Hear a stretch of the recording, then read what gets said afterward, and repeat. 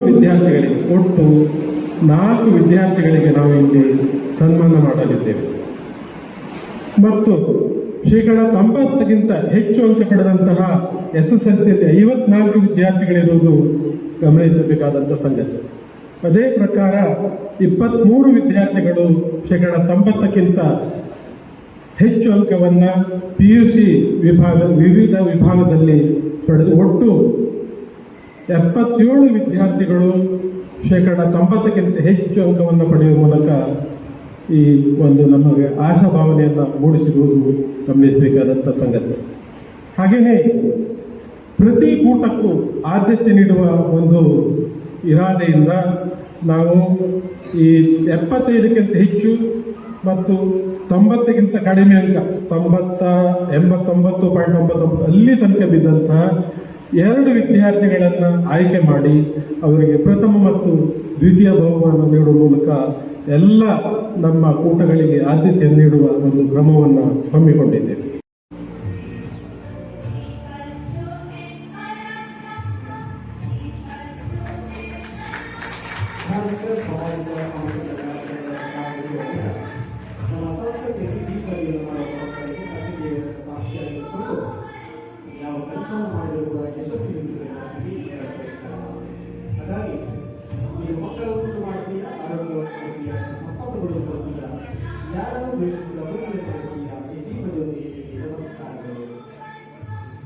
ದೀಪಜ್ಯೋತಿ ಸಾಕ್ಷಾತ್ಕಾರ ದೀಪಜ್ಯೋತಿ ಸಾಕ್ಷಾತ್ ನಿರಂತರ ದೀಪಜ್ಯೋತಿ ಸಮಸ್ತ ಪಾಪಗಳನ್ನು ನಾಶ ಮಾಡುತ್ತದೆ. ದೀಪಜ್ಯೋತಿಗೆ ನಮಸ್ಕಾರ. ಸರ್ವಶಕ್ತ ಜ್ಞಾನರೂಪಿ ದೀಪಜ್ಯೋತಿ ಯಾವಾಗಲೂ ನನ್ನ ಬೆಳಕಿಂದ ಪ್ರಪಂಚವನ್ನು ಬೆಳಗುತ್ತದೆಂದು ಆಶಿಸೋಣ, ಪ್ರಾರ್ಥಿಸೋಣ. ದೀಪದ ಬೆಳಕು ಪರಬ್ರಹ್ಮ, ಪಾಪಗಳನ್ನು ಸುರಿಯುವುದಿಲ್ಲ. ದೀಪವು ಪಾಪಗಳನ್ನು ನಾಶ ಮಾಡುತ್ತದೆ.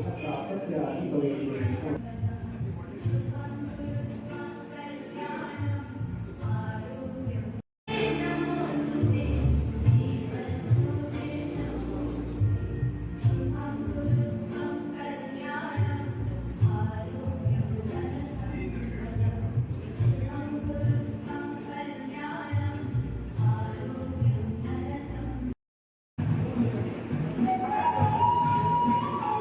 ತಮಿಳುನಾಡು ಜ್ವರದ ಚಪ್ಪಾಳೆ ಮೂಲಕ ಪದವನ್ನು ಚಿಕ್ಕರಾಡಿ ನಮ್ಮ ಶಾಲೆಯಲ್ಲಿ ವಿದ್ಯಾರ್ಥಿ SSLC ಮುಗಿಸಿ SSLCಯಲ್ಲಿ ರಾಜ್ಯಕ್ಕೆ 4ನೇ ರ್ಯಾಂಕ್ ಗಳಿಸಿರ್ತಕ್ಕಂತಹ ಅನುಭವದಲ್ಲಿ ಮಾತನಾಡಿ ತಾಲೂಕಿಗೆ ಪ್ರಥಮ, ಜಿಲ್ಲೆಗೆ ದ್ವಿತೀಯ, ಈ 30 ವಿದ್ಯಾರ್ಥಿಗಳು ನಾಮಧಾರಿ ಸಮಾಜಕ್ಕೆ ತಂದಂತಹ ಒಂದು ಹೆಮ್ಮೆಯಾಗಿರುತ್ತದೆ. ಹಾಗೆ ಅವರೆಲ್ಲ ಈ ಸಂದರ್ಭದಲ್ಲಿ ತಾವೆಲ್ಲರೂ ಜ್ವರದ ಚಪ್ಪಾಳೆ ಹಲವಾರು ಸಂಸ್ಥೆಗಳಲ್ಲಿ ತನ್ನ 28 ವರ್ಷಗಳ ಕಾಲ ಪ್ರಾಚಾರ್ಯರಾಗಿ ಉಪಪ್ರಾಚಾರ್ಯರಾಗಿ ಅನನ್ಯವಾದಂತಹ ಒಂದು ಸೇವೆಯನ್ನು ಸಲ್ಲಿಸೋರು ಇವತ್ತು ತಮ್ಮದೇ ಆದಂತಹ ಒಂದು ಸಂಸ್ಥೆಯನ್ನು ಕಟ್ಟಿದ್ದಾರೆ, ತಮ್ಮದೇ ಆದಂತಹ ಒಂದು ಸಂಸ್ಥೆಯನ್ನು ಬೆಳೆಸ್ತಾ ಇದ್ದಾರೆ. ಅವರಿಗೆ ನಾವೆಲ್ಲರೂ ಕೂಡ ಚಿರಋಣಿಯಾಗೋಣ. ನಮ್ಮ ನಾಮಧಾರಿ ಸಮಾಜದ ಸಂಸ್ಥೆ ಅಂತ ಹೇಳಿಕ್ಕೆ ಬಹಳ ಹೆಮ್ಮೆ ಅನಿಸ್ತಾಗಿದೆ. ಧನ್ಯವಾದಗಳನ್ನು ಸಮರ್ಪಿಸ್ತಾಯಿದ್ದೇನೆ. ಕನ್ನಡದಲ್ಲಿ ಈ ಪ್ರತಿಭೆಯನ್ನು ಪ್ರತಿಭಾ ಪುರಸ್ಕಾರದಲ್ಲಿ ನಾನು ಪಾಲ್ಗೊಂಡಿದ್ದೆ. SSLCಯಲ್ಲಿ ಪ್ರಥಮ ಸ್ಥಾನ, ದ್ವಿತೀಯ ಸ್ಥಾನ ಬಂದು ಆಸ್ಪತ್ರೆಯ ಈರಪ್ಪ ನಾಯ್ಕ ಅವರ ಮಗನಾಗಿ ಆ ಟೈಮಲ್ಲಿ ಪ್ರಶಸ್ತಿ ತೆಗೆದುಕೊಂಡಿದ್ದೆ. 2 ವರ್ಷದ ಹಿಂದೆ ನನ್ನ ಮಗಳು ಸಿಂಚನ ನಾಯ್ಕ ಇದೇ ವೇದಿಕೆ ಅವಳ ಅನುಪಸ್ಥಿತಿಯಲ್ಲಿ ಈ ಒಂದು ಪುರಸ್ಕಾರವನ್ನು ಪಡೆದಿದ್ದಾಳೆ. ಆದ್ದರಿಂದ ನಾಮಧಾರಿ ಸಮಾಜದ ಋಣಭಾರ ನನ್ನ ಮೇಲಿದೆ. ಈಗೆಲ್ಲ ನೀವು ಹೇಳಿದಾಗಲೇ ನಾಮಧಾರಿ ಸಮಾಜದ ಮುಂದೆ ಇಟ್ಟುಕೊಂಡು ರಾಣಿಬೆನ್ನೂರಿನಲ್ಲಿ ಒಂದು ಸಾಮ್ರಾಜ್ಯನೇ ಕಟ್ತಾ ಇದ್ದೇನೆ. ಆದರೆ ನಮ್ಮ ಸಮಾಜ ಉತ್ತರ ಕನ್ನಡದ ನಾಮಧಾರಿ ಸಮಾಜಕ್ಕೆ ನಾನೊಬ್ಬ ಪರಿಚಿತರಾಗಲಿಕ್ಕೆ ಬಹಳಷ್ಟು ಪ್ರಯತ್ನ ಪಟ್ಟೆ. ಪ್ರಾರಂಭದಲ್ಲಿ ಪ್ರತಿಯೊಂದು ಸ್ಕೂಲ್ಗಳಿಗೆ ಹೋಗಿ ನಮ್ಮ ಕಾಲೇಜಿಗೆ ಬನ್ನಿ ಅಂದರೆ ಶ್ರೀವಾರಿಗೆ ಹೋಗಿದ್ದೆ, ಶ್ರೀ ನಾರಾಯಣ ಅವರಿಗೆ ಬಂದು ಪ್ರತಿಯೊಂದು ಕಾಲೇಜುಗಳಿಗೆ ಭೇಟಿ ನೀಡಿ ನಮ್ಮಲ್ಲಿ ಪ್ರತಿಭೆಗಳಿಗೆ ಅವಕಾಶ ಇದೆ, ಯೂಸ್ ಮಾಡಿಕೊಳ್ಳಿ ಬನ್ನಿ ಅಂತ ಬಹಳಷ್ಟು ಹೇಳಿದವಾಗಲೂ ನಮ್ಮ ಆ ಕಡೆ ಬಯಲಿಸಿದೆ ಅನ್ನುವಂಥ ಒಂದು ಕಲ್ಪನೆ ಇದೆ. ಅದಕ್ಕಾಗಿ ಆ ಕಡೆ ವಿದ್ಯಾರ್ಥಿಗಳು ಬರ್ತಾ ಇಲ್ಲ. ವರ್ಷಕ್ಕೆ 1 ಉತ್ತರ ಕನ್ನಡದ ವಿದ್ಯಾರ್ಥಿಗಳು ಬರ್ತಾ ಇದ್ದಾರೆ. 4ನೇ ವರ್ಷದಲ್ಲಿ ನಮ್ಮ ಶ್ರೀಮತಿಯವರ ರಿಲೇಟಿವ್ ಒಬ್ಬರು ಇಂಗ್ಲೀಷ್ನ ಉಪನ್ಯಾಸಕರನ್ನಾಗಿ ಮಾಡಿದ್ದಾರೆ. ಅದೊಂಥರ ಖುಷಿ. ನಾಮಧಾರಿ ಸಮಾಜದವರು ನಮ್ಮ ಹತ್ರ ಬಂದು ಓದಿದ್ರೆ, ನಮ್ಮ ಇನ್ಸ್ಟಿಟ್ಯೂಷನಲ್ಲಿ ಕೆಲಸವನ್ನು ಪಡ್ಕೊಂಡ್ರೆ ಏನೋ ಒಂಥರ ಖುಷಿ.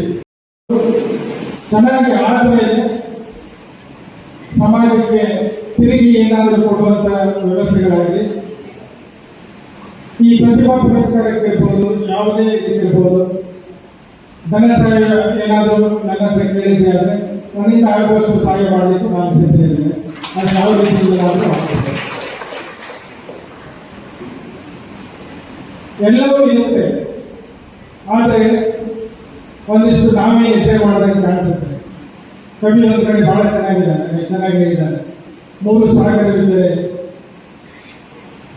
100 ದೇವಾಲಯವಿದ್ದರೆ, ಗಿರಿ ಇದ್ದರೆ, ಹಿಮಾಲಯವಿದ್ದರೆ ಏನು ಪ್ರಯೋಜನ? ಮನೆಯ ಮಗುವೆ ಮಲಗಿ ನಿದ್ರಿಸುತ್ತಿದ್ದಾರೆ. ಎಲ್ಲವೂ ಇದೆ, ಈಗ ವ್ಯವಸ್ಥಿತವಾಗಿ ಎಲ್ಲವೂ ಇದೆ, ಒಂದೊಂದು ಥರ ಇಲ್ಲ. ಏನಂತಂದ್ರೆ ನಾವು ಆಕ್ಟಿವ್ ಆಗಬೇಕು.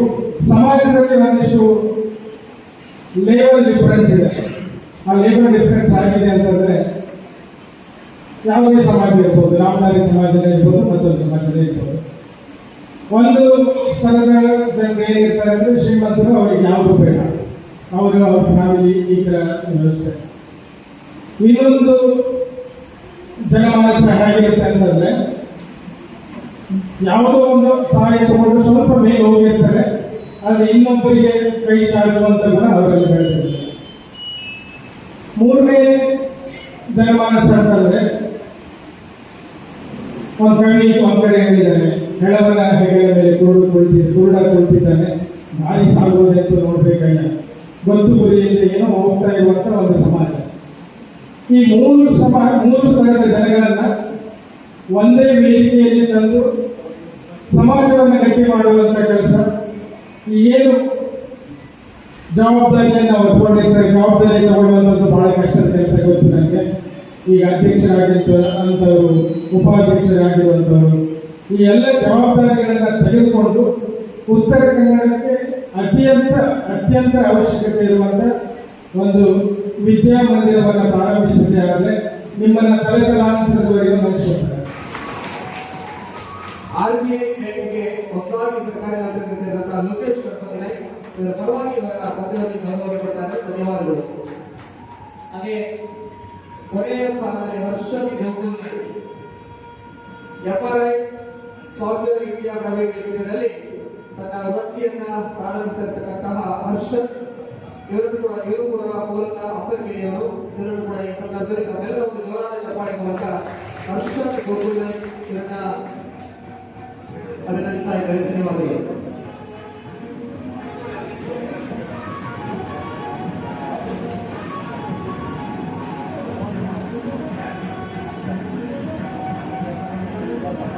ಉಪನ್ಯಾಸಕರಾಗಿ ಆರಂಭಿಸಿ 5 ವರ್ಷಗಳ ಕಾಲ ಸೇವೆಯನ್ನು ಸಲ್ಲಿಸುತ್ತಾರೆ. ಅನಂತರ ಮಂಗಳೂರು ಯೂನಿವರ್ಸಿಟಿ ಕಾಲೇಜಿನಲ್ಲಿ ಸೇರಿ ತಮ್ಮ ನಿಷ್ಠೆ, ಪ್ರಾಮಾಣಿಕತೆ ಹಾಗೂ ಜನರಕ್ಷಣೆಯೊಂದಿಗೆ ವಿವಿಧ ಹೊಣೆಗಾರಿಕೆಗಳನ್ನು ನಿರ್ವಹಿಸಿರುತ್ತಾರೆ. ಉಪನ್ಯಾಸಕರಾಗಿ, ವಿಭಾಗದ ಮುಖ್ಯಸ್ಥರಾಗಿ, ಉಪ ಪ್ರಾಚಾರ್ಯರಾಗಿ, ಪ್ರಸ್ತುತವಾಗಿ ಕೋಚಿಂಗ್ ವಿಭಾಗದ ಮುಖ್ಯಸ್ಥರಾಗಿ. ಮುಂದಿರುವಂಥ ಎಲ್ಲ ಸಜ್ಜನ ಬಂಧುಗಳೇ, ಆತ್ಮೀಯ ವಿದ್ಯಾರ್ಥಿ ಮಿತ್ರರೇ, ಒಂದು ಪ್ರೇರಣಾತ್ಮಕವಾದಂಥ ಒಂದು ಕಾರ್ಯಕ್ರಮ. ಒಂದು ಕಡೆ ಆದರೆ ಅಕ್ಷರ ಕಲಿಸಿದಂಥ ಗುರುಗಳ ಜೊತೆ ವೇದಿಕೆಯನ್ನು ಹಂಚಿಕೊಳ್ಳುವಂಥ ಒಂದು ಗೌರವ. ಇದು ಸಮಾಜದಲ್ಲಿ ಸಿಗುವಂಥ ಒಂದು ದೊಡ್ಡ ಗೌರವ ಅಂತ ನಾನು ಭಾವಿಸ್ತೇನೆ. ಈ ಸಮಾಜದ ಈ ಕಾರ್ಯಕ್ರಮದ ಕೇಂದ್ರ ಬಿಂದು ಅಂತ ಹೇಳಿದ್ರೆ ವಿದ್ಯಾರ್ಥಿಗಳು.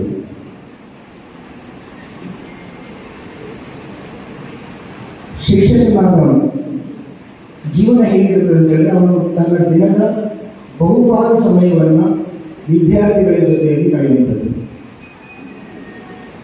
ಹಾಗೆ ಕಳೆಯುವಾಗ ದಿನನಿತ್ಯ ನಮಗೆ ಬೇಕಾದಷ್ಟು ಕಲಿಯಲಿಕ್ಕೆ ಸಿಗ್ತದೆ. ಅದು ಒಂದು ಪುರುಷ ಕೊಡುವಂಥದ್ದು ಇಲ್ಲವೇ ಇಲ್ಲ. ಪ್ರತಿದಿನ ನಮಗೆ ಹೊಸದಾಗಿರ್ತದೆ.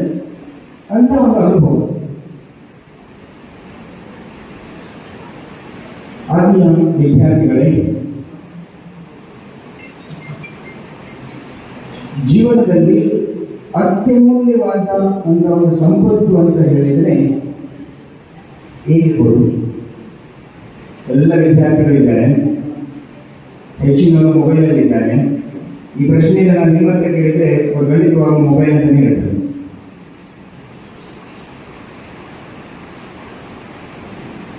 ಜೀವನದಲ್ಲಿ ಅತ್ಯಮೂಲ್ಯವಾದ ಒಂದು ಸಂಪತ್ತು ಅಂತ ಇದ್ದರೆ ಅದು ಶಿಕ್ಷಣ ಮಾತ್ರ. ಅದೊಂದು ದೀರ್ಘಕಾಲಿಕ ಸಂಪತ್ತು. ಜೀವನದಲ್ಲಿ ಯಾವುದೇ ರೀತಿಯ ತೊಂದರೆ ಬರಲಿ,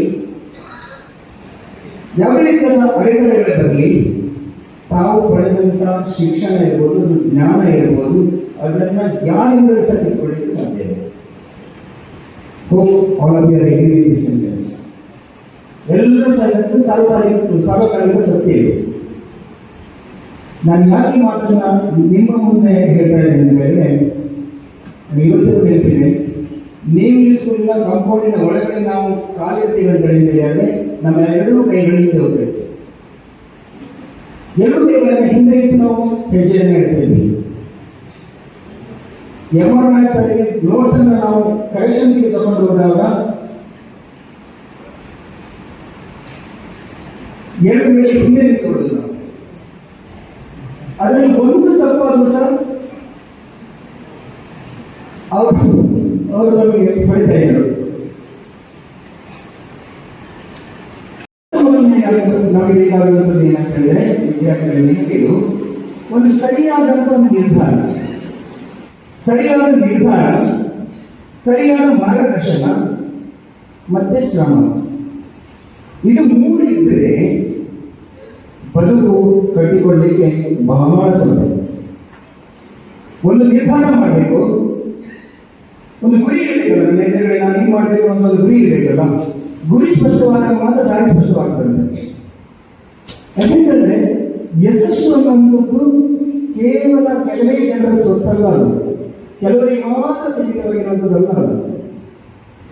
ಅದನ್ನೇ ಹೇಳ್ತಾರೆ, success is not only for few, it is for ordinary, those who put extraordinary effort. ನೀವು ರೆಡಿ ಇದ್ದೀರಾ? ಎಕ್ಸ್ಟ್ರಾರ್ಡಿನರಿ ಎಫರ್ಟ್ ಹಾಕಲಿಕ್ಕೆ ನೀವು ರೆಡಿ ಇದ್ದೀರಾ? ಅದಕ್ಕೆ ಶ್ರಮ ಅಂತ ಕರೀರಿ. ನಮ್ಮ ಕಾಲೇಜನ್ನು ಹೇಗಿದೆ, ಬೆಳಿಗ್ಗೆ ನಾವೆದ್ದು ನಡೆಸುವುದೇನಂತ ಹೇಳಿದ್ರೆ ಶ್ರಮ ಜೀವಿತ. ಅದಕ್ಕೆ ನನಗೆ ನಾನು ಯಾವುದಿಲ್ಲ ಅಂತ ಹೇಳ್ಬೋದು. ಆ ಶ್ರಮದಲ್ಲಿ ನಾವು ದೇವರನ್ನು ಕಾಣಬಹುದು. ನಿತ್ಯ ಸರಸ್ವತಿ ಪೂಜೆಯನ್ನು ನಾವು ಮಾಡ್ತಾ ಇರುವಂಥದ್ದು. ಅಂಥ ಪೂಜೆಯನ್ನು, ಅಂಥ ಶ್ರಮದ ದಾರಿಯಲ್ಲಿ ತಾವೆಲ್ಲರೂ ಹೋಗಲಿಕ್ಕೆ ರೆಡಿ ಇದ್ದರೆ ತಮ್ಮ ತಮ್ಮ ಬದುಕನ್ನು ನಾವು ಕಟ್ಟಿಕೊಳ್ಳಿಕ್ಕೆ ಆಗ್ತದೆ. ಒಂದು ಸಣ್ಣ ಘಟನೆಯನ್ನು ನಾನು ನಿಮ್ಮ ಮುಂದೆ ಇರಲಿಕ್ಕೆ ಬಯಸ್ತೇನೆ. ಯಾಕೆಂದರೆ ನಾಲ್ಕು ಹೇಳಿದ್ರೆ ಸರಿಯಾದ ಒಂದು ನಿರ್ಧಾರ ಮಾಡಬೇಕು, ಸರಿಯಾದ ಮಾರ್ಗದರ್ಶನಗಳು ಸಿಗಬೇಕು, ಅದಕ್ಕೆ ತಕ್ಕಾದ ಶ್ರಮ ಇರಬೇಕು. ಇದು ಮೂರನ್ನು ಸೇರಿಸಿ ಒಂದು ಸಣ್ಣ ಘಟನೆ, ಯಾವುದೇ ಪುಸ್ತಕದಿಂದ ಕೋಟ್ ಮಾಡಿರುವಂಥದ್ದಲ್ಲ. ನಾನೇ ಇದೆ, ನಾವು ವಿದ್ಯಾರ್ಥಿಗಳ ಜೊತೆ ನಾವು ಕಲಿತೀವಿ. ಒಂದು ಹೆಣ್ಣುಮಗಳು, ಆ ಹೆಣ್ಣುಮಗಳಿನ ಕಷ್ಟ ಏನು ಅಂತ ಹೇಳಿದ್ರೆ, ಆ ಹುಡುಗಿಗೆ ಒಂದು ಬಾರಿ ಆಗಲಿ, ಎರಡು ಬಾರಿ ಆಗಲಿ, ಮೂರು ಬಾರಿ ಓದಿದ್ರು ಸ್ವಲ್ಪ ಅರ್ಥ ಆಗುದಿಲ್ಲ. ಒಂದು ವಿಷಯವನ್ನು ತಗೊಂಡ್ರೆ ಒಮ್ಮೆ ಹೋಗಿ ಅದನ್ನು ಎಕ್ಸ್ಪ್ಲೇನ್ ಮಾಡಿ ಬಂದರೆ ಅದಕ್ಕೆ ಅರ್ಥ ಆಗುದಿಲ್ಲ. ಇದು ಅದರ ಪ್ರಾಬ್ಲಮ್. ಒಂದು ದಿನ ಆ ಹುಡುಗಿ ಒಂದಿಷ್ಟು ದಪ್ಪ ಪುಸ್ತಕವನ್ನು ಇಟ್ಕೊಂಡು ಒಂದು ಸ್ಟಾಫ್ ರೂಮಿನ ಎದುರುಗಡೆ ನಿಂತುಕೊಂಡಿರ್ತದೆ. ಯಾಕೆಂದ್ರೆ ಕಲಿಬೇಕನ್ನೋದು ಒಂದು ಕಂಬಲ್ ಆಗಿದೆ. 12 1 ಲಂಚ್ ಬೇಕಾಗಿದೆ. ಈ ಲಂಚ್ ಬ್ರೇಕಲ್ಲಿ 15 ನಿಮಿಷದಲ್ಲಿ ಊಟವನ್ನು ಮಾಡಿ ಇಷ್ಟು ದಪ್ಪ ಪುಸ್ತಕವನ್ನು ಇಟ್ಕೊಂಡು ಸ್ಟಾಫ್ ರೂಮಿನ ಎದುರುಗಡೆ ನಿಂತುಕೊಂಡಿದ್ದಾಳೆ. ಆಗ ನಾನು ರೌಂಡ್ ಸುತ್ತಾ ಇದೆ. ಈ ಹುಡುಗಿ ಅಲ್ಲಿ ನಿಂತಿದ್ದಾಳೆ. ಆ ಸಮಯದಲ್ಲಿ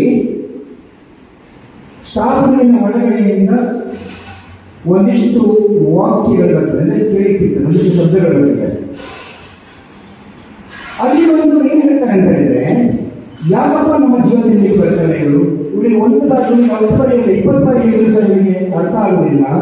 ಬಟ್ ನಮ್ಮ ಜೀವನದಲ್ಲಿ ತಿಂತಾ ಇರ್ತಾಳೆ ಅನ್ನುವಂಥ ಒಂದು ಮಾತನ್ನು ಅವರು ಹೇಳ್ತಾರೆ. ಆ ಹುಡುಗಿ ಹೊರಗಡೆ ನಿಂತುಕೊಂಡಿದೆ, ಅದು ಕೇಳಿಸ್ಕೊಳ್ತಾ ಇರ್ತದೆ. ನಾನು ಆಚೆ ಪಾಸ್ ಆಗ್ತಾ ಇದ್ದೇನೆ, ನಾನು ಸಹ ಅದನ್ನು ಕೇಳಿಸ್ಕೊಂಡಿದ್ದೇನೆ. ನಾನು ರೌಂಡ್ ಮುಗಿಸಿ ಪುನಃ ಮತ್ತೆ ಕೆಳಗಡೆ ದಾರಿಯಲ್ಲಿ ಹಿಂದಿರುಗಿ ಬರುವಾಗ ಆ ಹುಡುಗಿ ಅಲ್ಲೇ ನಿಂತಿದ್ದಾಳೆ. ನನಗೆ ನಿಜವಾಗ್ಲೂ ಶಾಕ್ ಆಯಿತು. ಇಷ್ಟೆಲ್ಲ ಕೇಳಿದ್ರು ಸಹ ಒಂದು ವಿದ್ಯಾರ್ಥಿ ಆ ರೂಮಿನ ಹೊರಗಡೆ ಬಂದು ನಿಂತು ಕಾಯ್ದುಕೊಂಡಿದ್ದಾಳೆ ಅಂತ ಹೇಳಿದ್ರೆ ಸೀದಾ ಅವಳ ಹತ್ರ ಹೋಗಿ just I asked what is your aim, what you want to become? She replied, sir, I want to become a best doctor in the world. ಈ ಪ್ರಪಂಚದ ಒಬ್ಬ ಸರ್ವಶ್ರೇಷ್ಠ ವೈದ್ಯನಾಗಬೇಕಂತ ನಾನು ಬಯಸ್ತಾ ಇದ್ದೇನೆ. ಆ ಹುಡುಗಿ ಬಾಯಲ್ಲಿ ಬಂದ ಮಾತು ಇದಕ್ಕೆ ಹೇಳಿದ್ದು ನಾನು. ಏನು ಹೇಳಿದ್ದು? ಒಂದು ನಿಜವಾದ ಸರಿಯಾದ ನಿರ್ಧಾರ ಬೇಕಲ್ಲ, ಒಂದು ಗಟ್ಟಿ ನಿರ್ಧಾರ ಬೇಕಲ್ಲ. ನಿರ್ಧಾರ ನಾವು ತಗೊಂಡ್ಬಿಡ್ತೇವೆ, ರಾತ್ರಿ ತಗೊಳ್ತೇವೆ ನಿರ್ಧಾರವನ್ನು. ಬೆಳಿಗ್ಗೆ 4 ಗಂಟೆ ಇದು ಓದಬೇಕು ಅಂತ ಹೇಳ್ಕೊಂಡು ಅಲ್ರಾಮ್ ಆನ್ ಆಗ್ತಾ ಇರ್ತದೆ, ಅಲ್ರಾಮ್ ಕೂಗ್ತಾ ಇರ್ತದೆ, ಎದ್ದೇಳು ಮಗನೇ ಓದು ಅಂತೇಳಿ. ಬಟ್ ನಾವೇನು ಮಾಡ್ತಿದ್ದೇವೆ? ಬಂದ್ ಮಾಡಿದ್ರೆ ಮತ್ತೆ ಮಾಡ್ಕೊಳ್ತೇವೆ. ಇದು ನಮ್ಮ ನಿರ್ಧಾರ. ಈ ಹುಡುಗಿ ಇಷ್ಟೆಲ್ಲ ಕೇಳಿಸಿಕೊಂಡು ಆ ಹೊರಗಡೆ ನಿಂತುಕೊಂಡು ನಾವು ವೈದ್ಯನಾಗಬೇಕು, ಅದು ಈ ಪ್ರಪಂಚದ ಶ್ರೇಷ್ಠ ವೈದ್ಯನಾಗಬೇಕು ಅಂತ ಬಯಸ್ತಾ ಇದ್ದಾಳೆ. ಆ ಹುಡುಗಿಯ ಬಾಯಿಂದ ಆ ಮಾತನ್ನ ಕೇಳಿದಾಗ ನನಗೊಂಥರ ರೋಮಾಂಚನ ಆಯಿತು. ನಾನು ಒಂದೇ ಸೆಂಟೆನ್ಸ್ ಹೇಳಿದೆ, 100% will become a doctor, best doctor. ಇದೇ ಮಾತನ್ನು ನಾನು ಅವರಿಗೆ ಹೇಳಿದೆ. ಅದಕ್ಕೆ ನಾನು ಹೇಳಿದೆ, don't worry, we have nearly 20 to 25 teachers. ನಮ್ಮಲ್ಲಷ್ಟು ಟೀಚರ್ಸ್ ಇದ್ದಾರೆ. ನಿಮಗೆ ಇವರು ಹೇಳಿಕೊಟ್ಟಿದ್ರೆ ನೀವು ಇನ್ನೊಬ್ಬರು ಹೋಗಿ ನಾನು ಡೌಟ್ಸನ್ನು ಕ್ಲಾರಿಫೈ ಮಾಡ್ಕೊ, ನಾನು ಅವರಿಗೆ ಹೇಳ್ತೇನೆ ಅಂತ ಹೇಳಿದೆ. ಆ ಹುಡುಗಿ ಅದಕ್ಕೆ ಹೇಳೋದು, ಇಲ್ಲ ಸರ್, ನನಗೆ ಅವರೇ ನನಗೆ ಹೇಳಬೇಕು, ಅವ್ರು ಹೇಳಿದ ಮಾತ್ರ ನನಗೆ ಅರ್ಥ ಆಗೋದು, ನಾನು ಅವ್ರ ಹತ್ರನೇ ಹೋಗ್ತೇನೆ ಅಂತ ಹೇಳ್ಕೊಂಡು ಒಂದಿಷ್ಟು ಸಮಯವನ್ನು ಕಾಯ್ದು ಆ ಟೀಚರ್ಸ್ ಹತ್ರ ಬಳಿಗೆ ಹೋಗಿ ತನ್ನ ಡೌಟನ್ನು ಕ್ಲಿಯರ್ ಮಾಡಿಕೊಂಡು ಮತ್ತೆ ಹೋಗ್ತಾನೆ. ಸೆಕೆಂಡ್ PUC ಆ್ಯನುವಲ್ ಎಕ್ಸಾಮ್ ಆಗ್ತದೆ, CET ಎಕ್ಸಾಮನ್ನು ಬರೀತಾನೆ, ನೀಟ್ ಎಕ್ಸಾಮನ್ನು ಬರೀತಾನೆ, JEE ಎಕ್ಸಾಮನ್ನು ಬರೀತಾನೆ, JEE ಅಡ್ವಾನ್ಸ್ಡ್ ಎಕ್ಸಾಮನ್ನು ಬರೀತಾನೆ. ಆಶ್ಚರ್ಯ ಅನಿಸ್ಬೋದು ನಿಮಗೆ. ಒಂದು ವಿದ್ಯಾರ್ಥಿಗೆ ಒಂದು ಪುಸ್ತಕವನ್ನು 1-2 ಬಾರಿ ಓದಿದರೆ, 4-5 ಬಾರಿ ಓದಿದ್ರು ಸಹ ಅರ್ಥ ಆಗಂತ ಒಂದು ಪರಿಸ್ಥಿತಿ ಈ ಎಲ್ಲ ಎಕ್ಸಾಮ್ಗಳನ್ನು ಅವರು ಬರೀತಾರೆ. ಬರೆದು ಎಲ್ಲ ರಿಸಲ್ಟ್ಸ್ ಬರ್ತದೆ. ರಿಸಲ್ಟ್ ಎಲ್ಲ ಆದ ಮೇಲೆ ಒಂದು ದಿನ ನಮ್ಮದು ಆಗಸ್ಟ್ ತಿಂಗಳಲ್ಲಿ ಮಕ್ಕಳ ಮಾರ್ಕ್ಸ್ ಕಾರ್ಡ್ ಬರ್ತದೆ. ಎಲ್ಲ ಕೌನ್ಸಿಲಿಂಗ್ ಪ್ರೊಸೆಸ್ ಎಲ್ಲ ಮುಗಿದಾದ ಮೇಲೆ ಒಂದು ಮಾರ್ಕ್ಸ್ ಕಾರ್ಡ್ ಬರ್ತಿದ್ದು. ಈಗ ಸ್ವಲ್ಪ ಸಿಸ್ಟಮ್ ಚೇಂಜ್ ಆಗಿದೆ. ಆಗ ಹಾಗೆ ತುಂಬ ಲೇಟ್ ಆಗ್ತದೆ, 3 ತಿಂಗಳ ನಂತರ ಬರ್ತಿತ್ತು. ಆ ಹುಡುಗಿ ಮಾರ್ಕ್ಸ್ ಕಾರ್ಡ್ ತಯಾರು ಮಾಡಲಿಕ್ಕೆ ಕಾಲೇಜಿಗೆ ಬರ್ತಾಳೆ. ಕಾಲೇಜಿಗೆ ಬಂದು ನನ್ನ ಎದುರುಗಡೆ ಬಂದು ನಿಂತು, ಸರ್, ನೀವು ರಿಮೆಂಬರ್ ಮೀ ಅಂತ ಪ್ರಶ್ನೆಯನ್ನು ಕೇಳ್ತೀನಿ.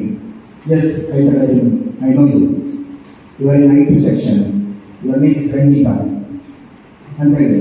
Sir, I want a government medical seat, my fees is just 17,000. I will share best. I will achieve best. Rest of my life is best of my life. ಅಂತ ಬದುಕನ್ನು ನಾವೆಲ್ಲರೂ ಕಟ್ಟಿಕೊಳ್ಳಿ ಅಂತ ಹೇಳ್ತಾ ನನ್ನ ಮಾತಿಗೆ ವಿರಾಮವನ್ನು ನೀಡ್ತೇನೆ. ಧನ್ಯವಾದಗಳು. ದಾದಾ ಸಾಹೇಬ್ ಫಾಲ್ಕೆ ಪ್ರಶಸ್ತಿ ಕೂಡ ನಾಮಿನೇಷನ್ ಆಗಿದೆ. ಕಿರುಚಿತ್ರ ಸಂವಾದಿ ಎನ್ನುವಂತಹ ಒಂದು ಕಿರುಚಿತ್ರಕ್ಕೆ ನಿರ್ದೇಶನವನ್ನು ಮಾಡಿರ್ತಕ್ಕಂತಹ ಸುದರ್ಶನ್ ಬೈರನಾಯಕ್ ಅದ್ಭುತವಾದಂತಹ ಒಂದು ಚಿತ್ರಕಾರರ ಇವರನ್ನ ನಮ್ಮ ನಾಮಧಾರಿ ಸಮಾಜ ಎಲ್ಲ ಪರವಾಗಿ ಅಪೂರ್ವವಾಗಿ ಅವರನ್ನ ಚಪ್ಪಾಳೆ ಮೂಲಕ ಅವರಿಗೆ ಅಭಿನಂದಿಸಬೇಕಾಗುತ್ತಾರೆ. ಹಾಗೆ ಕವಿತಾ ನಾಯಕ್ ಕರ್ನಾಟಕರ್ ಚಲನಚಿತ್ರ ಹಿನ್ನೆಲೆ ಗಾಯಕಿ ಕರಾವಳಿಯ ಯೋಜನೆ ಸುವರ್ಣ ಸೂಪರ್ ಸ್ಟಾರ್ ಅವರ ಭಾರತ ಗೌರವ ಪ್ರಶಸ್ತಿ, ಸುಕನ್ಯಾ ಮಹಿಳಾ ರಾಷ್ಟ್ರೀಯ ಪ್ರಶಸ್ತಿ, ಸಂಗೀತ ಶಾಲೆ ಅವಾರ್ಡ್, ಚುನಾವಣೆ ರತ್ನ ಪ್ರಶಸ್ತಿ, ಬಲಂತೆ ರತ್ನ ಪ್ರಶಸ್ತಿ, ಪುಟ್ಟರಾಜು ಗವಾಯಿ ಸದ್ಭಾವನಾ ಪ್ರಶಸ್ತಿ, ಕನ್ನಡ ವಿಕಾಸ ರತ್ನ, ವಿಷ್ಣುವರ್ಧನ್ ಪ್ರಶಸ್ತಿ, ವಿಶ್ವ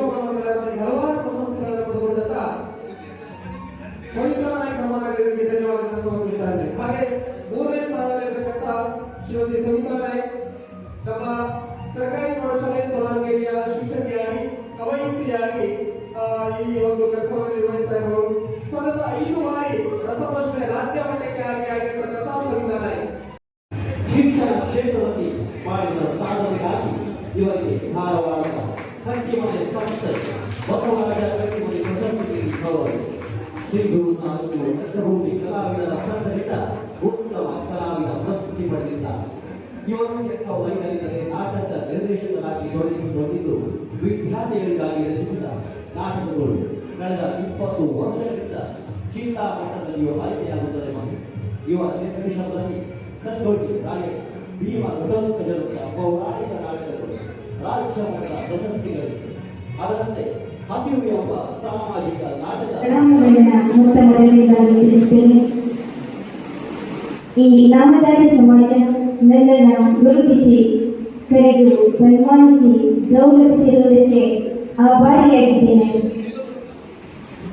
ಎನಿದು ಜನ್ಮದಲ್ಲಿ ಎನಿದು ಜೀವರಿಗೆ ತಿಳಿದು ನೋಡಿದರೆ ಬಾಳು ಎಂಬುದಿದು ಋಣದ ರತ್ನಗಣಿಯು ನೀಡಿದ್ದಾರೆ ಕವಿ GS ಶಿವರುದ್ರಪ್ಪ. ನಮ್ಮ ಅಸ್ತಿತ್ವಕ್ಕೆ ಕಾರಣರಾದಂತಹ ಶ್ರೀ ದೇವರಿಗೆ ಹಾಗೂ ನನ್ನ ತಂದೆ ತಾಯಿಗಳಿಗೆ ಹಾಗೂ ಗುರುಗಳಿಗೆ ವಂದಿಸ್ತಾ ಇದ್ದೇನೆ. ತಂದೆ ಶ್ರೀ ಈರಪ್ಪ ಹಾಗೂ ತಾಯಿ ಶ್ರೀಮತಿ ನಾಗಮ್ಮ ಈ ದಂಪತಿಗಳ ಮಗಳಾಗಿ, ಶ್ರೀ ದೀಪಕ್ ನಾಯ್ಕ್ ಇವರ ಧರ್ಮಪತ್ನಿಯಾಗಿ, 2 ಮಕ್ಕಳ ತಾಯಿಯಾಗಿ, ಸಾವಿರಾರು ವಿದ್ಯಾರ್ಥಿಗಳ ಗುರುಮಾತೆಯಾಗಿ ನಾನಿಲ್ಲಿ ನಿಂತಿದ್ದೇನೆ. ವಿದ್ಯಾರ್ಥಿಗಳೇ ಮತ್ತು ಆತ್ಮೀಯರೇ, ರಾಜನು ಗೆಲ್ಲಲಾರದ, ಕಳ್ಳನು ಕದಿಯಲಾರದ, ಅಣ್ಣ ತಮ್ಮಂದಿರಲ್ಲಿ ಭಾಗವಾಗದ, ಎಷ್ಟು ಗಳಿಸಿದರೂ ಗಳಿಸಬೇಕೆನ್ನುವ, ಎಷ್ಟು ಹಂಚಿದರೂ ಹಂಚಬೇಕೆನ್ನುವ, ಬಚ್ಚಿಟ್ಟರೆ ಕೊಳೆಯುವ, ಬಿಚ್ಚಿಟ್ಟರೆ ಬೆಳೆಯುವ ಸಂಪತ್ತು ವಿದ್ಯಾಸಂಪತ್ತು, ಜ್ಞಾನ ಸಂಪತ್ತು. ಅಂತಹ ಜ್ಞಾನ ಸಂಪತ್ತನ್ನು ನಾವು ಶಿಕ್ಷಕರಾಗಿ ಅಳವಡಿಸಿಕೊಳ್ಳಲೇಬೇಕು. ನನ್ನ ವೃತ್ತಿ ಜೀವನದುದ್ದಕ್ಕೂ ಇಂತಹ ಜ್ಞಾನ ಸಂಪತ್ತನ್ನು ನನ್ನ ವಿದ್ಯಾರ್ಥಿಗಳಿಗೆ ಕೊಟ್ಟು ಇல்லாದ ಕಾಣಿಕೆಯನ್ನು ನಾನು ನೀಡ್ತಾ ಹೋಗ್ತೇನೆ. ಇದು ನನ್ನ ನಿರಂತರ ಮುಂದುವರಿಕೆ. ಪ್ರತಿ ವರ್ಷ ಪ್ರತಿಭಾ ಪುರಸ್ಕಾರಕ್ಕೆ ನಮ್ಮೊಟ್ಟಿಗೆ ಭೇಟಿ ಮಾಡಿಸಿ ನಾವು ಈ ಕಾರ್ಯಕ್ರಮವನ್ನು ಕೊಡುವಂಥವರು. ಹಾಗೆ ಬಂದಂತ ಮಕ್ಕಳಿಗೂ, ಪೋಷಕರಿಗೂ, ಪಾಲಕರಿಗೂ, ಎಲ್ಲರಿಗೂ, ಪ್ರತಿಯೊಬ್ಬರಿಗೂ ನಮ್ಮ ಸಮಾಜ ಬಾಂಧವರಿಗೆ ಧನ್ಯವಾದಗಳನ್ನು ಹೇಳಲಿಕ್ಕೆ ಇಷ್ಟಪಡ್ತೇವೆ. ಹಾಗೆ ಪ್ರತಿ ವರ್ಷ ಪ್ರತಿಭಾ ಪುರಸ್ಕಾರ ನಡೀತಾ ಇದೆ. ಹಿಂದಿನಿಂದ ನಡೀತಾ ಬಂದಿದೆ, ನೀವು ನಡೀತಾ ಇದೆ, ನೀವು ಮುಂದೆ ನಡೀತದೆ. ಹಾಗೆಯೇ ಹುಳ್ಳಿ ಶಾಸಕರಿಂದ ನವ್ಯ ನಾರಾಯಣ ನಾಯಕ್, ಹುಳ್ಳಿ ಶಾಸಕರಿಂದ ತೇಜಸ್ವಿನಿ ಬಾಲಚಂದ್ರ ನಾಯಕ್, ಹುಳ್ಳಿ ಶಾಸಕರಿಂದ ವಿನುಷಾ ನಾಗರಾಜ್ ನಾಯಕ್, ಹುಳ್ಳಿ ಶಾಸಕರಿಂದ ಭರತ್ ವೆಂಕಟೇಶ್ ನಾಯಕ್,